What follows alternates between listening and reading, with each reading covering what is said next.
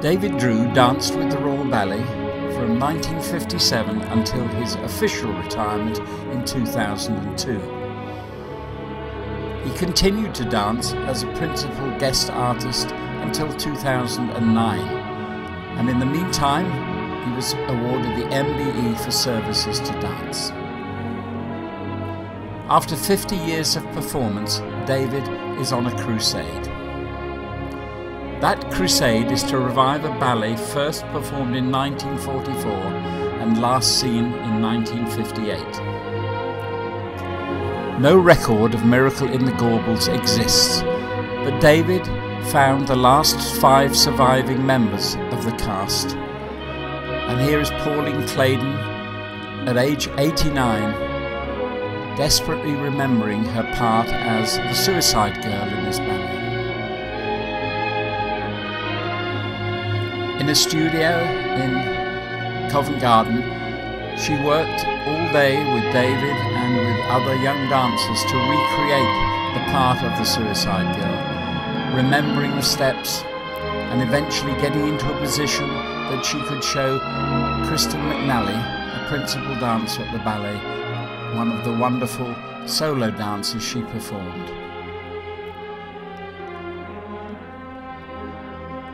At 89, this is remarkable.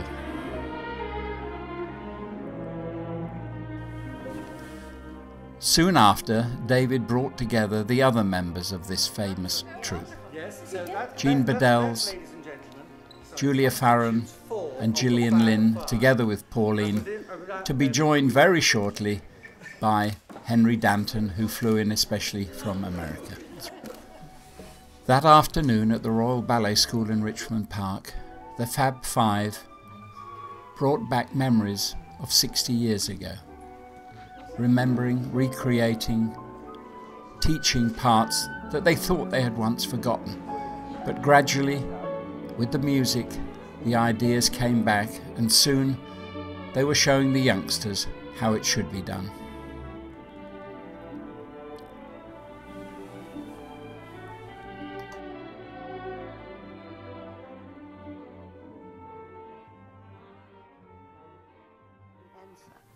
We took it with us to the continent, where of course there were all these troupes who had never seen ballet.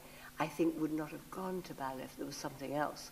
I think they've had to choose between a kicking down a pump and grind or the ballet.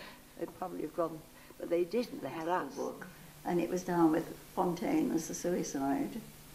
And obviously that was his first thought, was Margot was going to do it. How that came about, I've no idea. So interesting. How I came to do it, I've no idea. So interesting that you... Now, he appeared as an actor at the Old Vic, and for instance, there are photographs of him there in Oberon, for instance.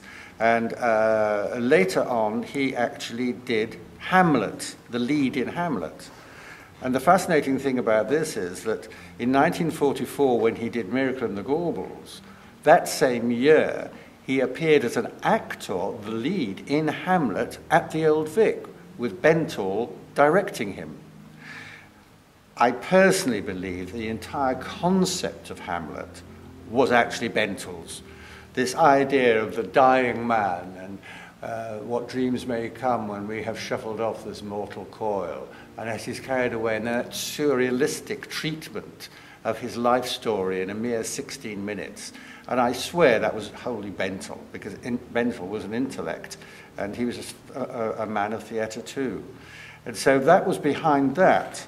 But when, during the war, Bentall was a captain in the artillery, and he was stationed at the garrison in Glasgow, just across the Clyde from the Gorbals.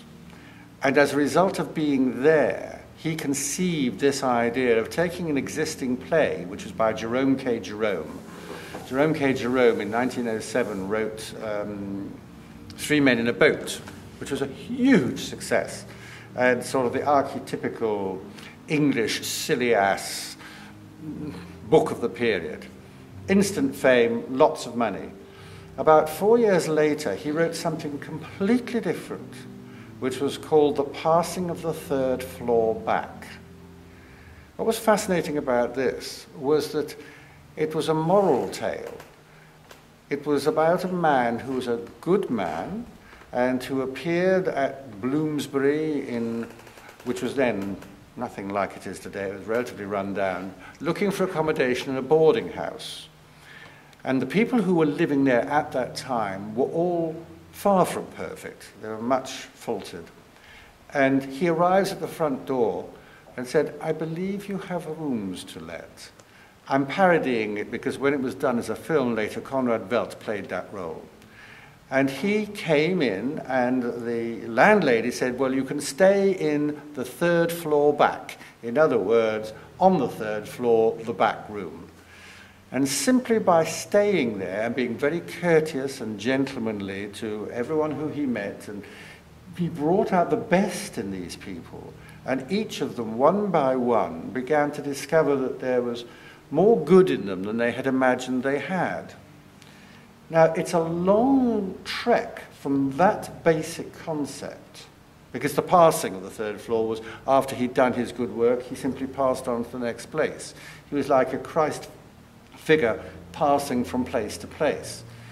But Benthall took this story and made it much more dramatic and set it in the most notorious slums in Europe, which were at that time the Gorbals in Glasgow.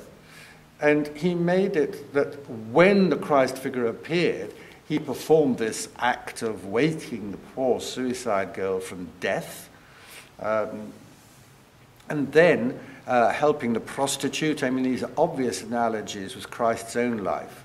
And he was much more obviously a Christ figure. And that as a result, a jealous church in the person of the minister thought, "No, I will not allow this man to take over my authority." And he set the local razor gang onto the Christ figure and in effect crucified him.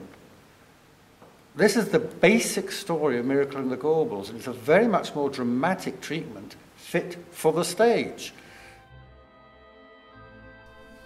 And why is David interested in this ballet? Well, he performed as a very young dancer in the final performances of Miracle in the Gorbals in 1958.